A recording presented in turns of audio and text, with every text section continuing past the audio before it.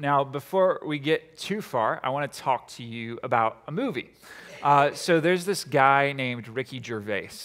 You may have heard of him before. So if you know about the sitcom The Office that was on TV for like 10 years, about Ricky Gervais maybe is that he actually doesn't like Christians very much at all. And in 2009, he starred in a movie called The Invention of Lying. Now, in this movie, he plays this character who lives in a world where people can only ever tell the truth. That's all that they can do. They can only ever tell the truth. But this character that he plays is the one guy in the whole world that somehow mysteriously has the ability to lie. And so we see him going around and like sort of making people feel better with his lies because everybody's like brutally honest with each other, right? And so he finds himself sitting next to a woman on her deathbed. And she believes, quote, the truth in this world, that when she dies, she will be in an eternity of nothingness. And she is very afraid of this eternity of nothingness. And so they frame it as if he tells her a lie, that when she dies, she's going to go to a much happier place. A place where she will not be hindered, a place where she will get sort of the things that she wants, a place where she's just going to be happy. She's going to a good place when she dies. She's not actually going to an eternity of nothingness. And what happened? So he tells her this, quote, lie, and she dies with a happy smile on her face. He makes this woman happy as she's passing away. The basic concept is that he's trying to get across with this is that the idea of an afterlife is just a really convenient lie that makes people feel better. Now, that should be offensive to us, right? That should be offensive to Christians because this is actually a key part of our faith, right? The idea of life after death. Now, part of Ricky's goal in making this movie was to sort of make a laughing stock of Christians and in some ways to pity them, to say, oh, you know, they just say that to make themselves feel better. But let's talk about for a second how we can typically conceptualize the afterlife, how we typically think and talk about the afterlife. We talk about it as if it's like a better place or a good place or some sort of ideal society. And all of those things might be true, but oftentimes those ideas that we have are grounded in our own personal desires for what we think heaven should look like. They're grounded in our own personal desires, our own ideas. And so I think sometimes like we can think of heaven like it's maybe some sort of eternal retirement, right?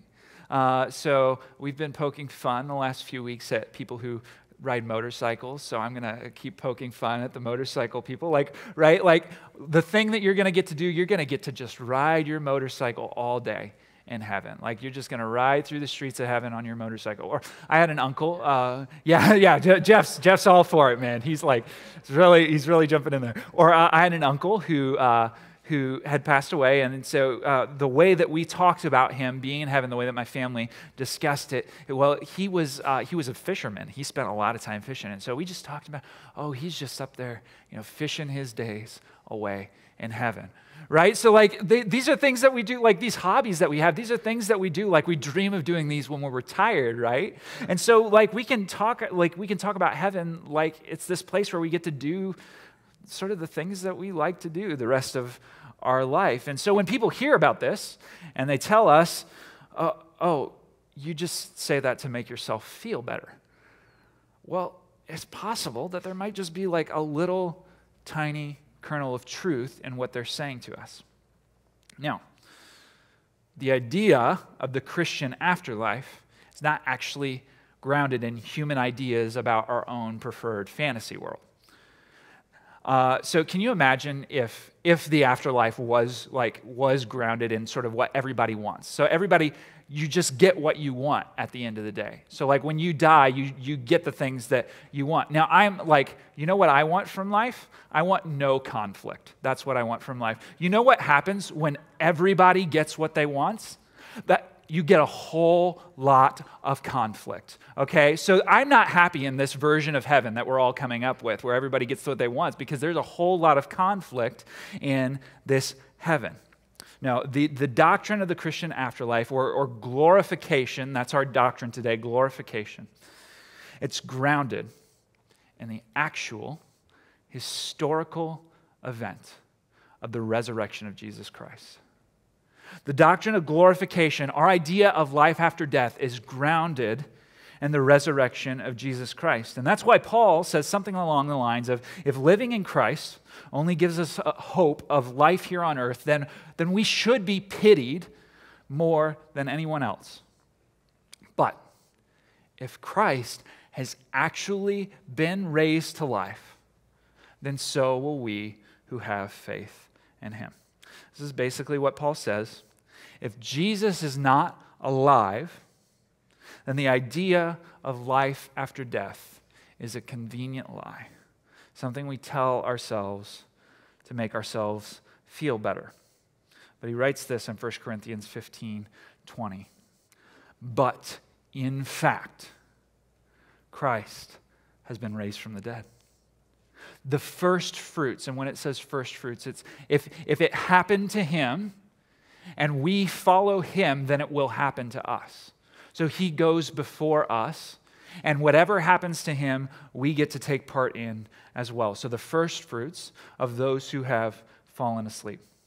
For as by a man came death, by a man has come also the resurrection of the dead. For as in Adam all die, so also in Christ shall all be made alive. But each in his own order, Christ the firstfruits. Then it is coming those who belong to Christ. Village Church, the good news, the simple gospel for us this morning is that the one who died to justify